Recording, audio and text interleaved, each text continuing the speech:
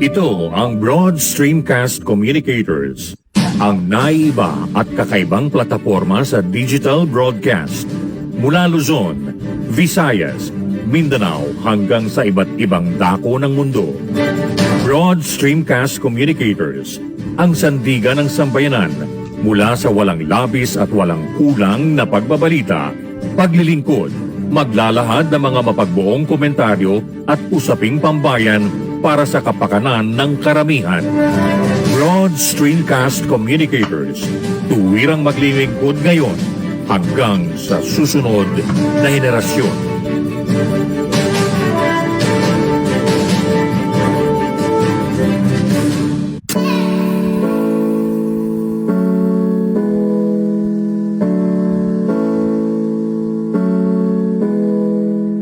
Buhay Online, chikahan at kaalamang pangkabuhayan.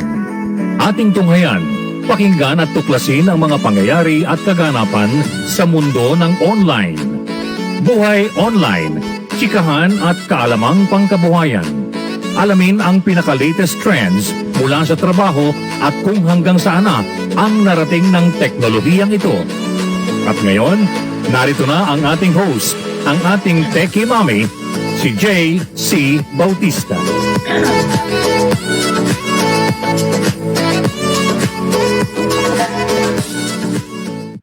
Hello. Happy Wednesday morning, everyone.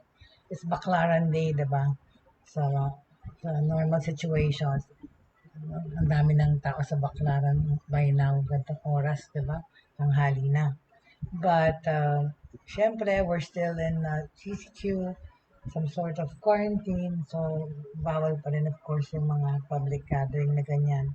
Siguro ang mga simbahan pwedeng pumasok, di ba? Basta I think 10 at a time, is it? But happy Wednesday everyone, and napakainit pa rin, pero kahapon yata was super init, talagang hindi ko it was so hard to breathe, so hard to keep working all day.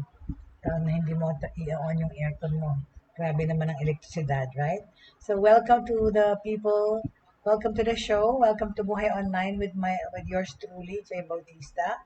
And of course, this week we're into the subject of artificial intelligence, how relevant it is in today's society, in our lives. Artificial intelligence 2021.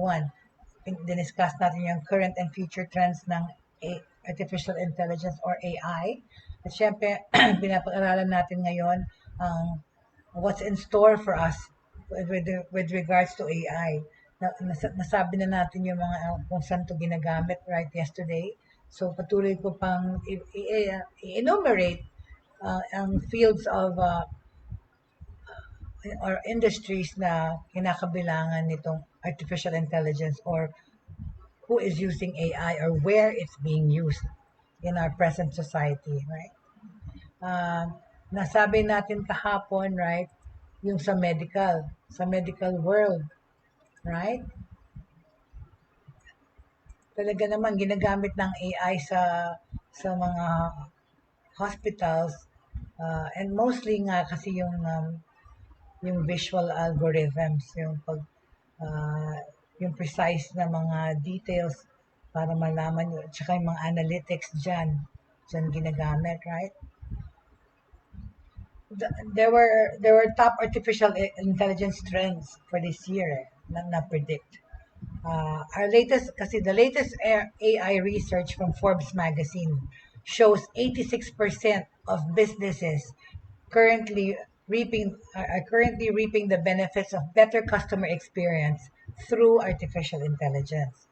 And 25% of companies with widespread AI adoption expect to see the tech payout in increased revenue this year, in 2021.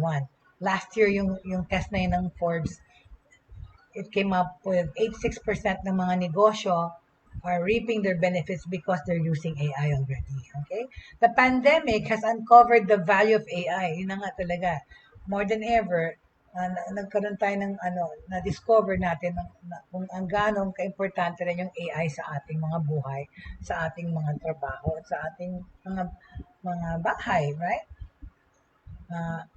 Like I said, it has uncovered the value of AI. excuse me, lending itself to enhancing tasks related to workforce planning, diba? Simulation modeling, and demand projection. Okay?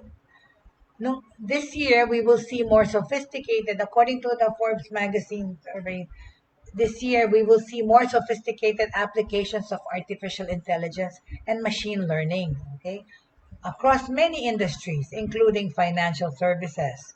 There will be greater integration of AI and ML models and capabilities into multiple business processes and operations to drive improved insights and better serve customers. Kasi nga, yung mga reporting, mga analytics, yung mga survey, yung mga graphs, mga tabulations, AI na ang gamit. So, mas precise as mas detailed ang mga information at data ang nagagather natin about our customers, about our public, about our subscribers. Okay? AI adoption will continue. This year, AI adoption will continue to gain traction, as in more and more industries and companies or businesses will adopt AI into their organizations or in their homes, with emphasis on decisions that are not at the mercy of seismic shifts resulting from the ongoing pandemic. Sinabi ko nga kahapon, di ba? Yung AI, baka sakaling, yung dinidevelop nila ngayon yung paraan para ma-predict na ang mga pandemya. So we can avoid it, right? It's not yet perfect, but there's still R&Ds, research and development regarding it, right? In fact, ito sa Philippines, tayo naman, di ba, yun na nga, they're building a National Center for Artificial Intelligence here in the Philippines, which is pretty good, right? We look forward to that. Kasi that task center, okay, would be run by private companies and would be central to regional hubs identified by the government. Tsaka, adding that, the facilities would house national data and research cloud centers, okay? Ang gagamitin yan sa agriculture, in sa Philippines, no, in the fields of agriculture, infrastructure, di ba? Workforce development, research and development, and sa infrastructure gagamitin yan AI. So there is a need for that center talaga already. So it's good news that the government plans to build that National Center for Artificial Intelligence. Okay? It's called the NCARE, National Center for AI Research. Okay, very good. So we're looking forward to that, right? Pero yun na nga, merong business sa business world na feature before, si Edwin Fernandez, sabi niya na meron daw cons ang pagiging dependent or relying on artificial intelligence. Kasi nga, yun nga yung looking back at those disastrous crashes of yung Boeing 737 MAX airliners, resulting to 600 people dead. Kasi it was controlled by a faulty program daw. The robot took over the controls of the airliners and overrode the commands and controls of the pilots and crashed the airplanes. That was and then in 1980, a state-of-the-art U.S. Navy Air Labor cruiser launched an anti-aircraft missile on an Iranian airliner and shot it down, causing the death of all the passengers. It appears that yung computer nag-decide that the airliner was a threat, given the algorithm stores in its computerized battle management center, and automatically launched the fatal missile. Kasi yung algorithm niya, yung dineduce or kinompute ng computer, mali. So, yan nga, siguro dyan nanggagaling din yung fear ko about autonomous vehicles or driverless cars. I can't imagine talaga putting my life on the hands of a robot or a computer because yun na nga, baka mag-malfunction. Sabi ko nga, di ba ilang klaseng impulses or algorithm, sobrang detailed yan para yung kotse makaisip, kunyari, kung anong iiwasan niyang banggain, kung meron sa kanyang tumatawid, yung baka, tsaka yung matandang babae. Sinong iiwasan mo? Ang galing-galing naman ng computer mag-figure out or ma-sense niya na yung matanda dapat ko iwasan, diba? So, those things, or pag malfunction, nakakatakot isipin na yung machine bigla na lang himinto pag function, nasa gitna ka ng daan, driving at 110 or whatever speeds. It's scary. It's a scary thought. So yan din ang fear nitong si Edwin B. Fernandez of Manila Bulletin. Okay? Sabi niya, the proponents of artificial intelligence soon over the dawn of driverless cars, traffic completely managed by machines, and perhaps one day the introduction of pilotless airplanes. Today, there's a developing application of AI for medical science and the legal profession. It's already happening. Meron na talaga. There have been reports that indicate that robot doctors have a higher degree of correct diagnosis of diseases than human doctors. Ang katakot. Perhaps, and some are happy about this, it is the legal profession that stands to lose by the application of AI. Sabi niya, after all, the robot lawyer can easily access the volumes upon volumes of enacted laws, precedent cases, and help formulate a legal strategy. Yan na nga. Dahil yung data gagamitin na ng AI para mag-figure out, diba? Hindi na yung thinking lawyer, hindi na kung gaano kagaling ang lawyer. Ano ba yan? The chief advantage of a robot lawyer, however, is that he is likely to come cheaper than the human one and is sure to have legal recommendations using the computer's access and capability for the memory of all legal documents and decided cases than the average human lawyer. Kasi magawa na yun ng comparisons and calculations sa kanyang AI brain. Sabi ni Stephen Hawking, yung scientist and thinker, he warned against the unrestricted and uncontrolled application, saying that the risks of unrestricted use of AI would lead to the deterioration of our mental faculties. Totoo naman. Kung ngayon na nga yung technology, nasa convenience, nakakatamad, nakakabobo na dahil lahat na sila lang gumagawa para sa atin. Ano pa kaya yung talagang thinking and processes or mga planning and problem solving na papagawa mo na lahat sa computer or sa robot? The signs are there. Totoo. The children of today and many adults cannot perform basic mathematical operations without the aid of their scientific calculators, right? The wisdom, yung philosophy, and rational basis of the functions of addition, multiplication, subtraction, and division are now stored in the machine rather than in our brains, di ba? Kaya natatamad na rin mag-aral. Ang mga bata natin ngayon are more likely to fill their brains and time with computer games without understanding the tools that went into the construction of these games. Yun nga talaga masyado lang nagre-rely sa computers, robots na hindi na nag-iisip. The fascination with computers, computer games, and social media has created a generation of people totally dependent upon their computers, totoo naman, and similar gadgets that have been the subject of warning by deep thinkers. Right?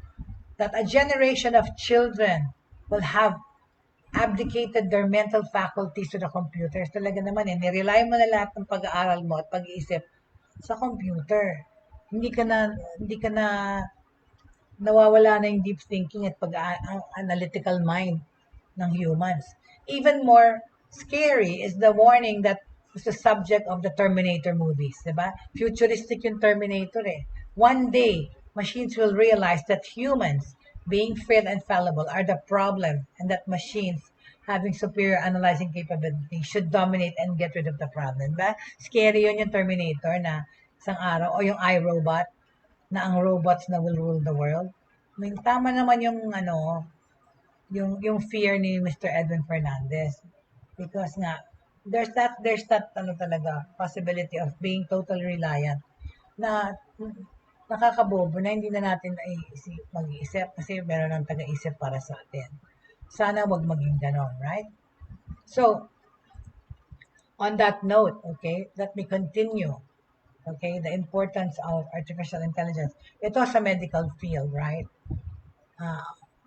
Okay, using artificial intelligence to help combat COVID-19. Ayan, very good. It's relevant for the times. Paano ang AI paano siya pumapapel dito sa ating pandemya? Today, AI technologies and tools play a key role in every aspect of the COVID-19 response. Nakakatulong naman talaga in many ways, all right? Uh, nakakatulong in many ways.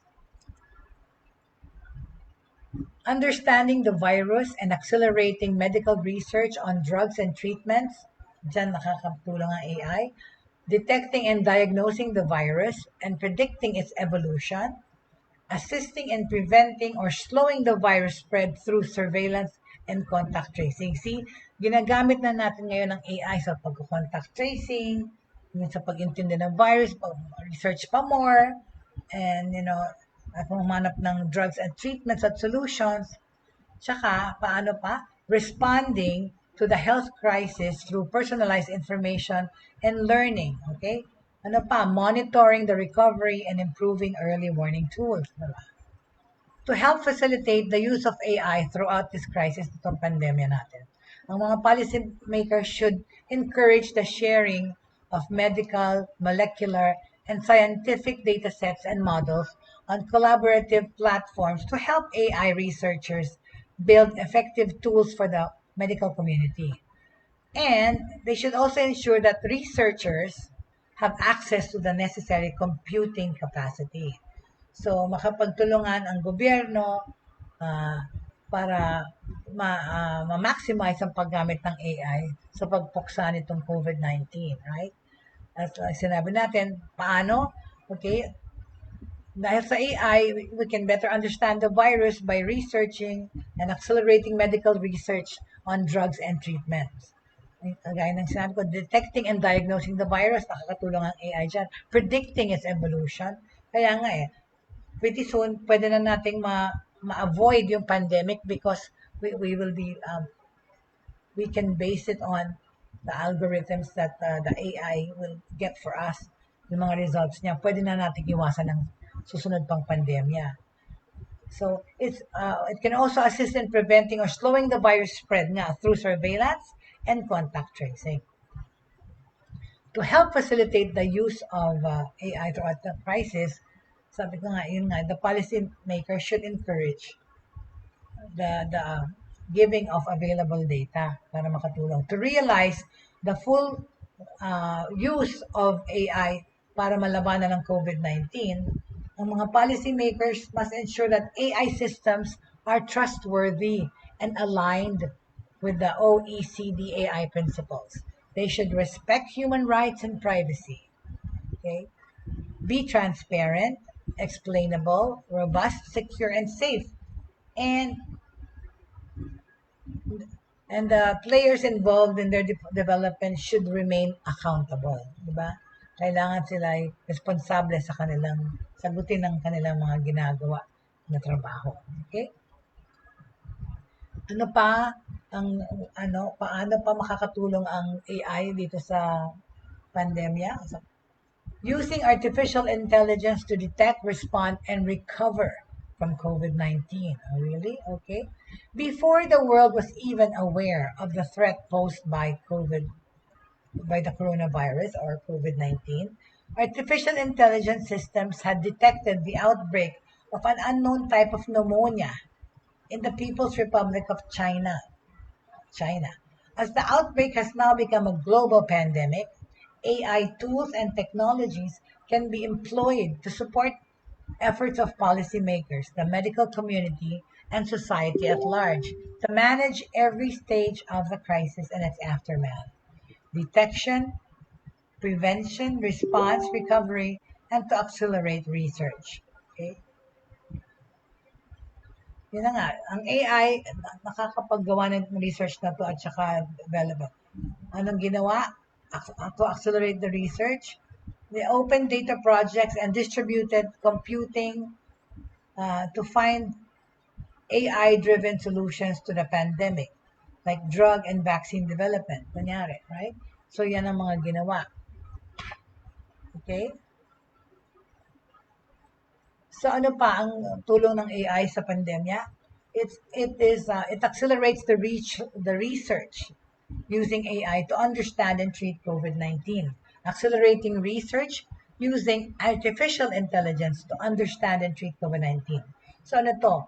Ang mga AI tools and techniques, diba, can help our policymakers and the medical community understand the COVID-19 virus and accelerate research on treatments by how? How? By rapidly analyzing large volumes of research data. Yun na nga. Kasi nga to, talagang magaling sa reporting at saka analytics eh. AI text and data mining tools can uncover the virus history, transmission and diagnostics, management measures, and lessons from previous epidemics. Yun na nga eh. Kasi nga, it's all about the data that can get stored and then, analyzed and computed. Okay? All right. Deep learning models can help predict old and new drug or treatments that might treat COVID-19. Several institutions are using AI already to identify treatments and develop prototype vaccines. Okay? DeepMind and several other organizations have used deep learning to predict the structure of proteins associated with SARS-CoV-2, the virus that causes COVID-19. SARS-CoV-2 is the virus that caused COVID-19. Okay? So, itong DeepMind, gumagamit ng AI to para umanap ng solusyon. Okay? What else? Dedicated platforms or fora. We should allow the consolidation of and sharing of multidisciplinary expertise on AI, including international. Okay, the U.S. government, for example, has initiated a dialogue with international government science leaders that includes using AI to accelerate analysis of coronavirus literature made available using the Kaggle platform. Tapos, AI should be able to access to data sets. In epidemiology, bioinformatics and molecular modeling is being provided. Example given. Through the COVID-19 Open Research Data Challenge by the U.S. government and its partner organizations, that makes available over 29,000 academic research articles for coronavirus and COVID-19. So make this data available, make it accessible so people can be made more aware. Okay? Ano pang sumusunod? Computing power for AI. Okay, computing power for AI is also being made available by technology companies such as IBM, Amazon, Google, and Microsoft. Okay, these big wigs, right? Apple. These individuals donating computer processing power, see? They're donating, these big companies. And by public-private efforts like the COVID-19 High Performance Computing Consortium and AI for Health. But these big companies are availing of AI already, okay? And then we talk about innovative approaches, including prizes, promotions, right? Open source collaborations, and hackathons are helping accelerate research on AI-driven solutions to the pandemic. For example, the UK or United Kingdom's Corona Hack, AI versus COVID-19, seeks ideas from businesses, data scientists, and biomedical researchers on the use of of AI to control and manage the pandemic. Pardon me. Nagda-dry. Okay? So ano pa? It is the use of AI to help detect, diagnose, and prevent the spread of the coronavirus. Diba? Maganda. AI can also be employed to help detect, diagnose, and prevent the spread of the virus. Yan na naman, we go back to algorithms that identify patterns and anomalies are already working to detect and predict the spread of COVID-19. While yung mga image recognition systems are speeding up medical diagnosis. Diba? Yan ang maganda. For example, ang mga A1-powered early warning systems can help detect epidemiological patterns by mining mainstream news, online content, and other information channels in multiple languages to provide early warnings. Because this can complement syndromic surveillance, and other healthcare networks and data flows, right? So, kailangan yung mga early warning systems. AI tools can help identify virus transmission chains and monitor broader economic impacts. Okay, in several cases, AI technologies have demonstrated their potential to infer epidemiological data more rapidly than traditional reporting of health data. Institutions such as the Johns Hopkins University and the OECD have also made available interactive dashboards that track the virus spread ang cool, through live news and real-time data on confirmed coronavirus cases, recoveries, and deaths. Wow! And hindi lang yan, because of AI, meron ng rapid diagnosis, right? Rapid diagnosis is key to limit contagion and understand the disease spread. Okay? Applied to images and symptom data, AI could help to rapidly diagnose COVID-19 cases. Wow! Attention must be given to collecting data representative of the whole population to ensure scalability and accuracy. All right. Limiting contagion is a priority in all countries, and A1 applications are helping prevent the virus spread. Okay, ito na, no? Paano ito? Nandito na po yung mga contact tracing and how to contain the virus by stopping the economy sandali by locking down people so that they don't go out and spread or much less be contaminated by the virus. Okay, a number of countries are using population surveillance to monitor COVID-19 cases. For example, in Korea, algorithms use a geolocation data surveillance, camera footage, and credit card records to trace coronavirus patients. China assigns a risk level, color code, red, yellow, or green, to each person, indicating contagion risks using cell phone software. Okay? While machine learning models use travel, payment, and communications data to predict the location of the next outbreak and inform border checks, search engines and social media are also helping to track the disease in real time. All right? Very good. Okay? Many countries, including Austria, China, Israel, Poland, Singapore, and Korea, have set up contact tracing systems to identify possible infection routes. Well, in the Philippines, tinagawa na natin to, di ba? Contact tracing is already being used. Hello there, JR. Thank you, JR, for coming. Thank you for watching. We're still on the subject of artificial intelligence sa medical field, no? Kung paano nakakatulong. So yun nga, yung contact tracing systems to identify possible infection routes. Sa Israel nga, for example, geolocation data was used to identify people coming into close contact with known virus carriers and send them text messages directing them to isolate themselves immediately. Di ba dapat ganun, no? Talaga, ang galing. Na-figure out na talaga kung, di ba, na ano nga rin yung infection kung makikita through algorithms. Semi-autonomous robots and drones are being deployed to respond to immediate needs in hospitals, such as delivering food and medication, cleaning and sterilization, aiding doctors and nurses, and performing deliveries of equipment. Like sinabi nga natin, yung drone, hindi na lang yan nag-take ng picture. Ang drones nagde-deliver na. Sa Amerika, ginagawa na yan eh. Drones are used to deliver packages. And in this case, medicine. Needed medicine or yung mga papadalang diagnosis. Yan, nagagamit ng AI dyan ang drone, no? How AI can assist the response to the crisis and the recovery to follow.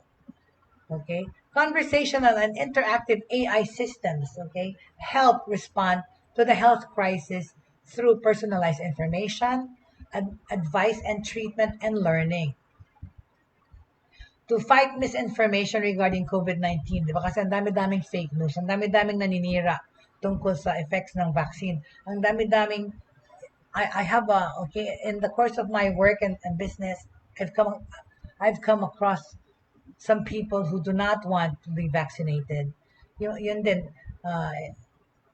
dito sa Pilipinas, tsaka sa Amerika, and also yung mga estudyante ko, like in Japan, there's quite a number of them who don't want to get vaccinated, natatakot sa side effect, na naman side effect. Pero 'di ba, lahat naman ng injection may side effect kahit nung bata tayo when we have inoculation or injection time sa school, 'di ba? After the injection, masakit pa rin yung shoulder mo na parang may bukol, may namamagadan or merong nagkakalagnat ka rin because 'di ba that's supposed to be the reaction to the vaccine. Your body's supposed to react to it and you're supposed to build immunity, right? So, to fight misinformation, the COVID-19 infodemic, social networks and research engines are using personalized AI information and tools and relying on algorithms to find and remove problematic material on their platforms. Kasi nga ang daming nagkakalat ng fake news, right? Virtual assistants and chatbots, okay? Okay, marami tayong nakikita ngayon ganyan. Diyan na lang sa Facebook alone, right? When you choose send information or send message to mga nakita nyo doon ng mga resellers or mga pagkain na orderan or services, automatic pag pinress mo yun, meron na kagad mga template ng mga questions na aakyat, right? So virtual assistants and chatbots have been deployed to support healthcare organizations too. For example, in Canada, France, Finland, Italy, the United States, and by the American Red Cross. These tools help people depending on the presence of the symptoms, kung ganong katindi yung symptoms nyo.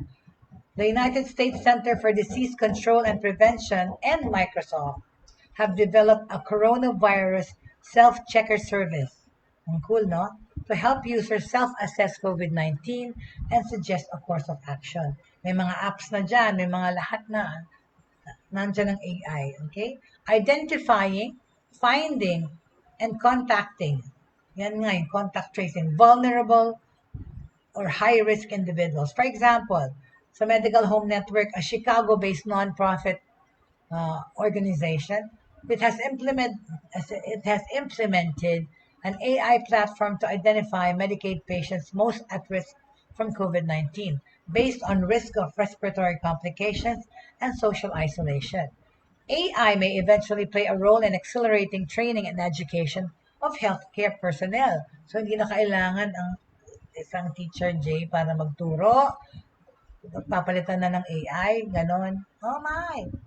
But I don't believe it's entirely going to happen like that, like in Terminator or iRobot, that the robots will dominate the world. No, I don't think so. Parang ano rin yan Planet of the Apes. Pabaliktad naman yun.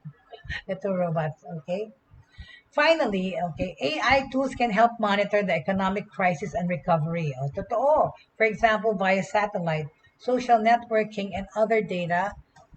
Example given is Google's community mobility reports, and can learn from the crisis. We can all learn from the crisis and build early warning for future outbreaks. Yun na nga pwede nating maiwasan ang isang pandemic in the future. Pasensya na kayo kung naririnig nyo may nagpupokpok dahil may gumagawa ng bubong dito sa Pampanga sa aming kapitbahay. Dahil nag-ulan kahapon, tumutulo ang mga, what do you call that, yung mga gutter, whatever. So may nagpupokpok ginagawa.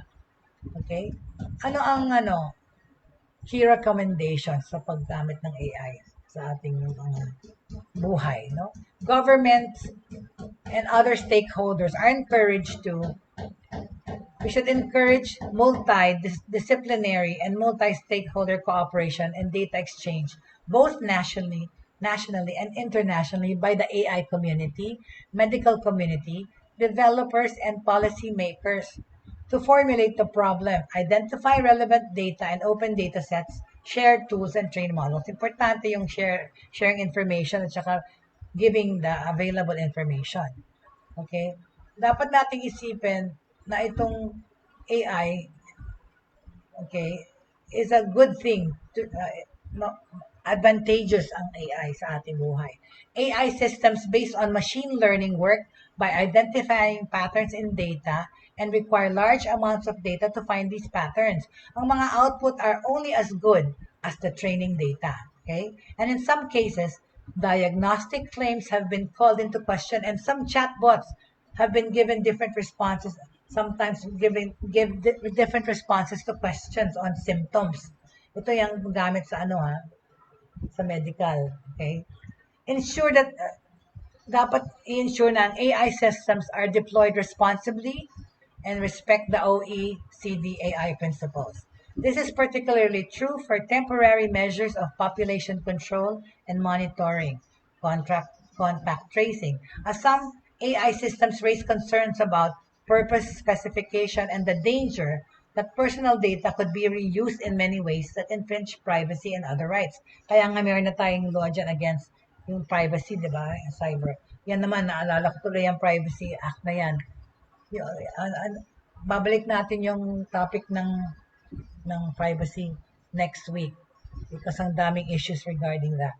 But anyway, naalala ko lang bigla. Not to retract or detract from my topic. Okay, ano pa? Develop and build upon AI-powered monitoring tools that enable research without sacrificing privacy. Learn from this wave of the pandemic to prepare for its likely reemergence. Kaya nga one measure to commit to research on AI technologies that can learn from limited data, such as from patients with idiosyncratic conditions. Kaya nga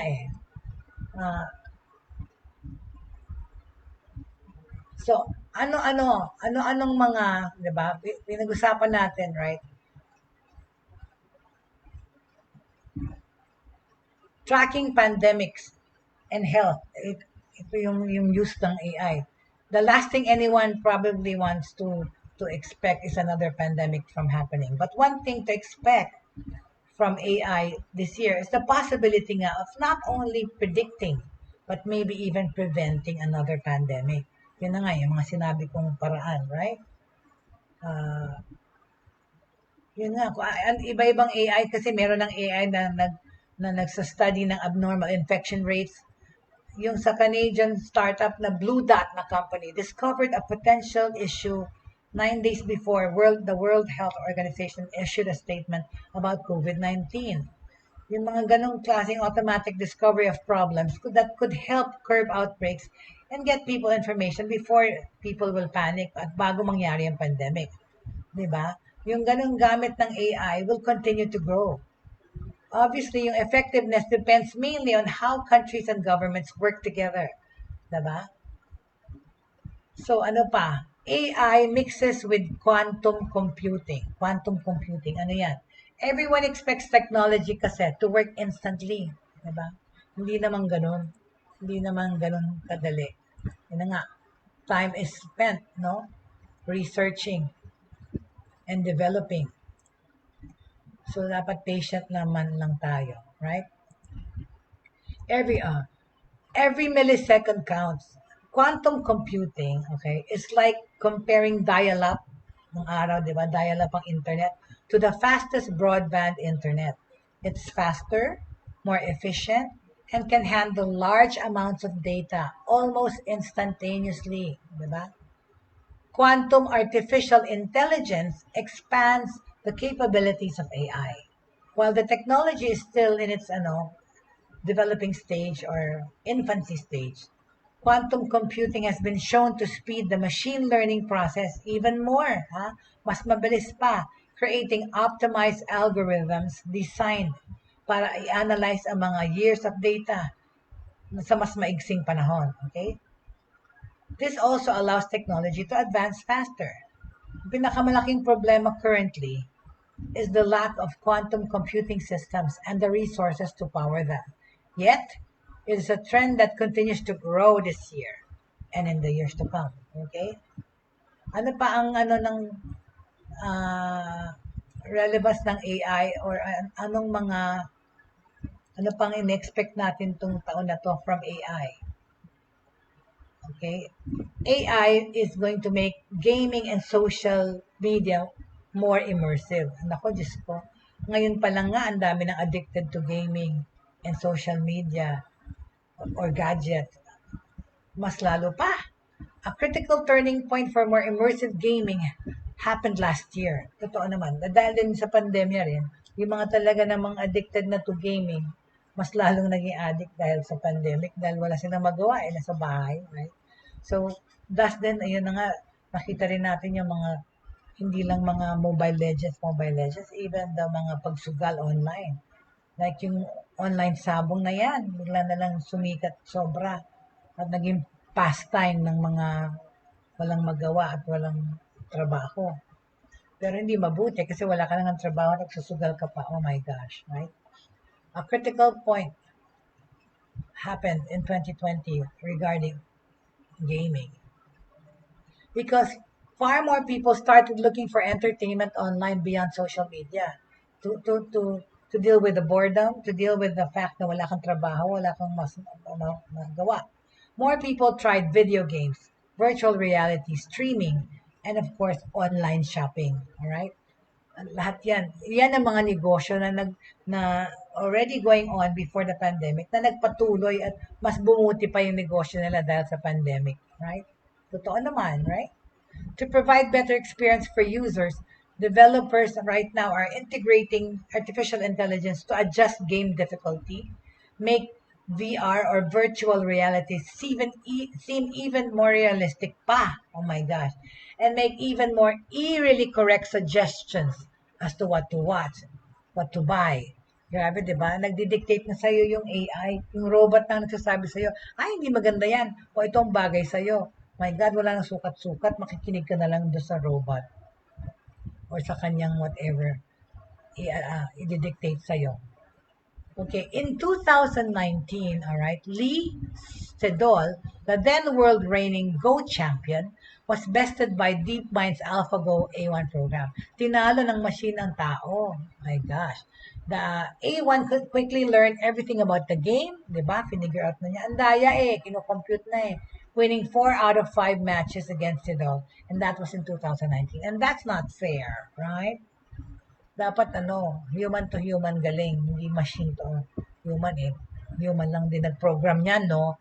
So imagine lahat ng information niya, precise, mix na niya yung combination. So, pwede ka na rin magdaya niyan sa casino, right? Kung meron kang ganyang analytic, whatever, pwede ka magbaon yung salamin mo. Titingnan mo lang yung baraha kahit nakatalikod. Siguro may x-ray eyes yung AI mo. But anyway, that's the future too, di ba? Ang daling mangdaya. Games are already using data analytics to adjust the experience based on what players like best. Gamers can expect artificial intelligence this year to make their experiences even better with more interactive dialogue with NPCs, much like advanced chatbots, okay? Ang virtual reality naman or VR will get a makeover with improved hand tracking to provide more interactive and immersive experiences. These can also be a part of VR social experiences, such as watching movies in a virtual lounge or attending concerts safely from home. Yun na nga, grabe na yung mga simulation na yan. Diba? Parang upo ka na lang, tapos yung mga hologram, siguro ng mga artista nandiyan sa bahay mo. But it's the future, but it's already happening now, actually. We never imagined such things, right? Na pwede kang mag-shopping makikita mo yung 3D hologram ng binibili mo, right? Cool. Artificial intelligence continues to evolve at a very fast pace. All that holds it back is our own imagination and current technological limitations. So these are some of the things that you're looking forward to sa AI sa 2021. Okay? Okay? Because we will, of course, this year, we will see the collaboration of a lot of companies. Zoom, Microsoft, and Salesforce.com, tsaka Slack. Diba? Collaboration between these companies. The winners will focus on being AI first, which will be enhanced productivity and the user experience. Because cloud and hybrid environments will become more prevalent or more in existence, data science will have to adapt. But it will need to be conducted in a variety of environments and shared across them in order to maximize effectiveness. This year, we will see the impact more of the impacts of AI on today's enterprises.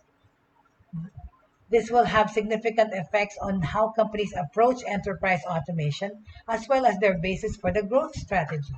So kasama na nila, kaakibat na nila yung AI sa pagpaplano ng bago nilang strategies that will prevail nitong pandemic period. Okay? This year, sabi ni Bill Scudder, na General Manager of ALAT Solutions at Aspen Tech, this year we'll see more industrial organizations increase investment in lowering the barriers to AI adoption by deploying targeted embedded industrial AI applications that combine data science and AI with purpose-built software and domain expertise. This will be the key to overcoming a lack of skills and drastically reduce the need for many data scientists. Okay? Anong pinaka-powerful application of AI? The most powerful application of AI will be the complement of human EQ with machine IQ. The complement of human EQ with machine IQ, where human ingenuity will merge with the power of machines to enhance human creativity and intelligence. Not to replace it, but to enhance. Yan ang isipin natin. Huwag tayong matakot na papalitan tayo ng robots. Huwag tayong matakot na idodominate ng mundo ng robots, parang yung sa movie ng iRobot tsaka Terminator. No. So, with the power of machines, okay, EQ and machine, ang pag-merge ng EQ tsaka human EQ and machine IQ. Yan yung mas makatao ka pag may EQ ka, right? It should be a combination where human ingenuity will merge with the power of machines to enhance human creativity and intelligence, not to replace it, okay? A1 is evolving from being another technology in one's arsenal to a virtual co-pilot that can help business achieve their goals faster and streamline consumer workflows, okay? Ano pa? We will see enterprise customers moving away from building their own machine learning platforms, recognizing na that is not their core competence. Yan nga, pag hindi mo alam gawin, wag ipilit. Then, give it to sa mga experts na marunong. Okay? Makakatulong sila sa negosyo nyo. They'll realize that more value comes from applying machine learning to business problems versus spending the time to build and maintain. Sorry. Ayan. Ang salita na yung aking walkie-talkie. Alright. Maintain the tools themselves. Okay? Whatever. The value comes from applying ML or machine learning to business problems versus spending the time to build and maintaining the tools yourselves. Paggawa mo na lang sa expert. Ano pa? Less cumbersome para sa'yo, right? Ano pang nakikita natin itong panahon na to? Cloud and AI will turn the customer support between both the enterprise and their customers and employees and between the enterprise and their infrastructure vendor upside down. With cloud AI, the vendor will let the enterprise customer know when there is a hardware or software problem. The days of arguing with their vendors on hardware and software problems are over. Diba? Hindi na kailangan mag-away.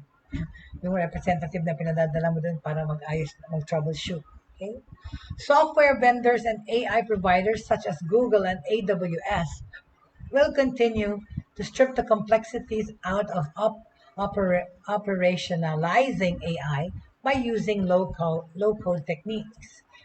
This year, the use of broadly applicable and high-value use cases like AI-enabled document processing will become widespread. So, dadami na yung gamit ng A1-enabled document processing.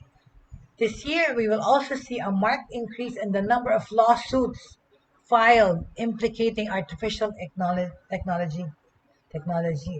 technologies. While we've seen high-profile suits brought against companies over the last few years, AI is simply more prevalent now in our everyday lives. Mas necessary na siya ngayon. As an immature technology, we're going to see AI systems make more mistakes that carry real human impact. Kasi nga, diba? Nasa sa ano pa rin getting to know you stage and getting to develop stage ang AI.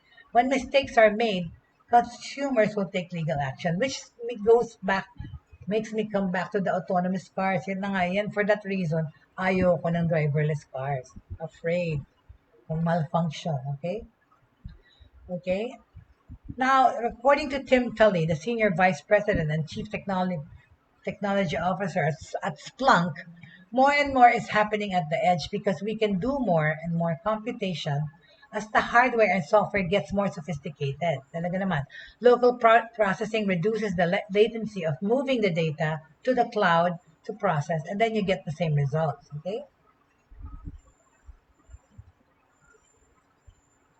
So itong pandemic na to, it has greatly accelerated the need for companies to complete their industry transformation with solutions that allow them to have more flexibility, more visibility, and efficiency in their operations. Okay, we will be seeing an acceleration of adoption of solutions that help address the need, ranging from AI, including machine learning, machine vision, and advanced analytics. Okay.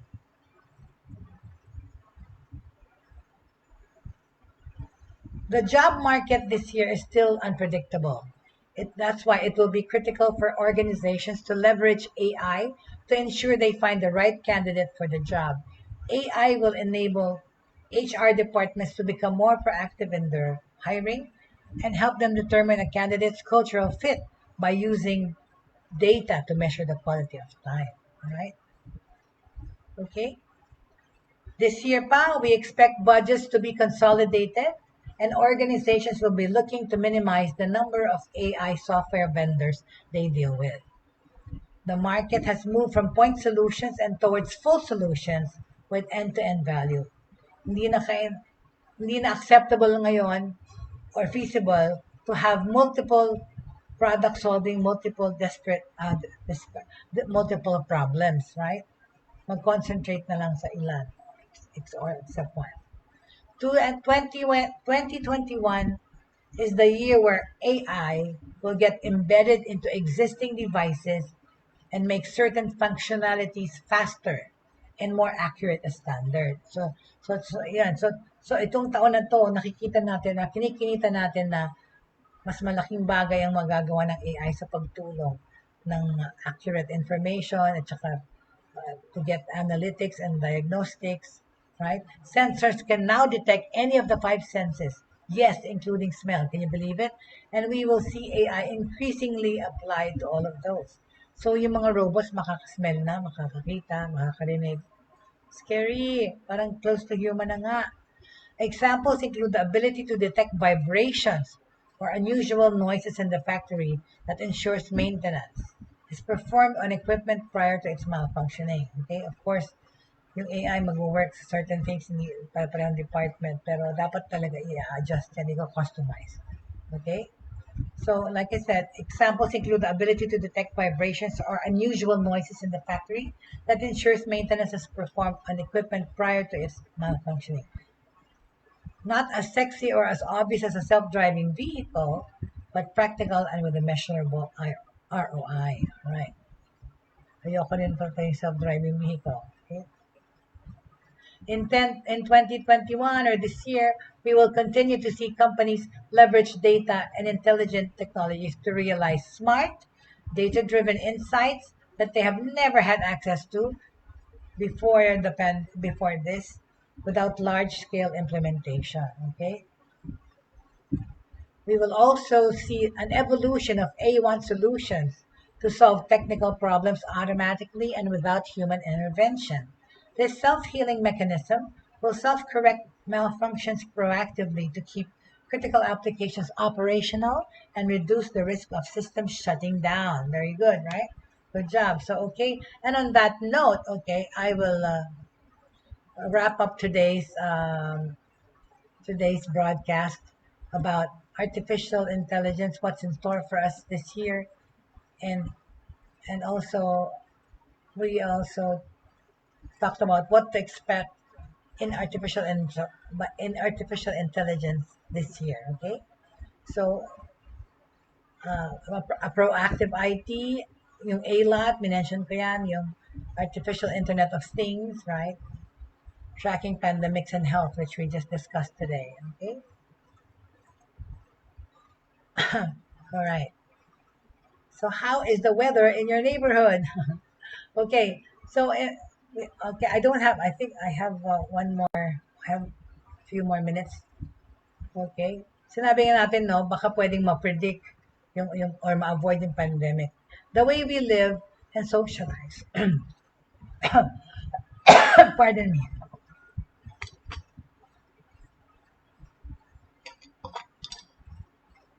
Essential na. It's getting dry. It's not COVID, no. It's dry throat from the heat. Okay? Sinabi natin, uh, in-impact talaga ng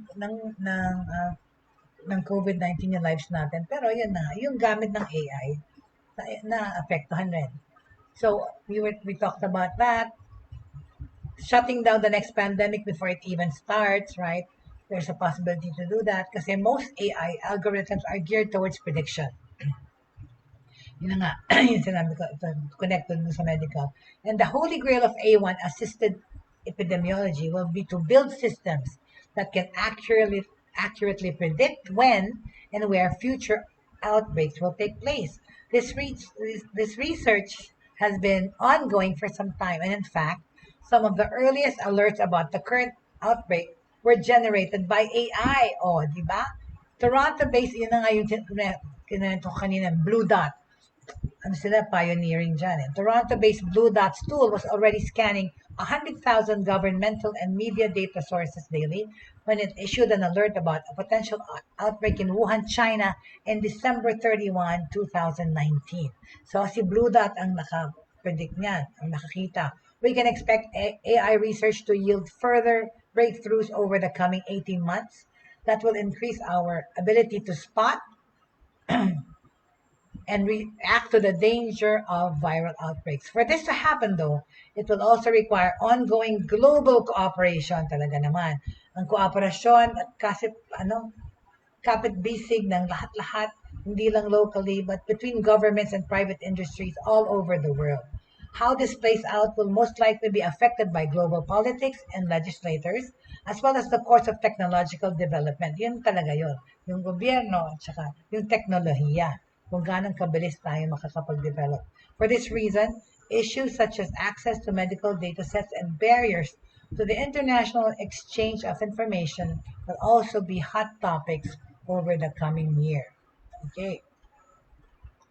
So, with that, okay, I'd like to end this day's broadcast with the hope that we will find better solutions with the help of AI. Kasi nga, we're gonna see an evolution of AI solutions to solve technical problems automatically and without human intervention. This self-healing mechanism will self-correct malfunctions proactively to keep critical applications operational and reduce the risk of systems shutting down. So, wag naman din tayong maging totally reliant on gadgets, on technology, on AI. Because yun pa rin, ang human capacity ng brain pa rin ang superior. Okay? Laging tandaan. Tsaka, don't worry that we will be dominated by computers and robots. Well, slight lang.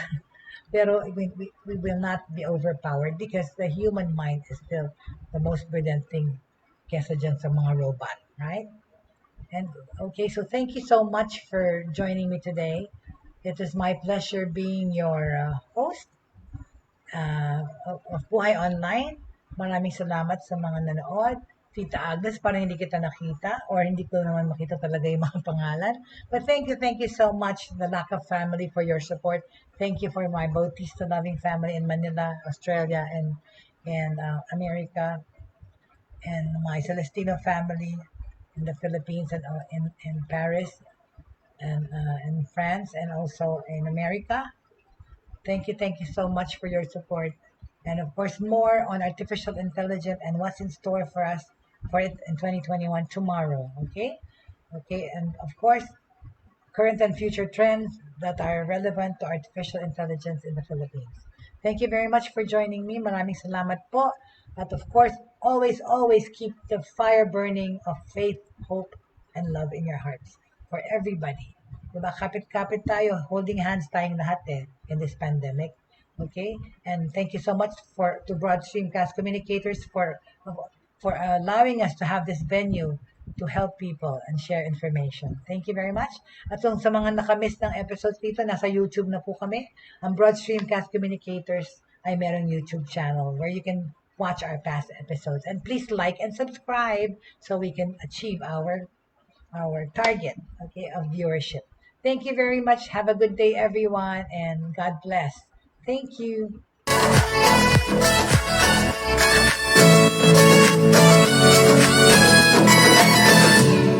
Inyong natunghayan at napakinggan ang mga makabagong pamamaraan sa mundo ng online sa pamamagitan pa rin ng Broad Streamcast Communicators.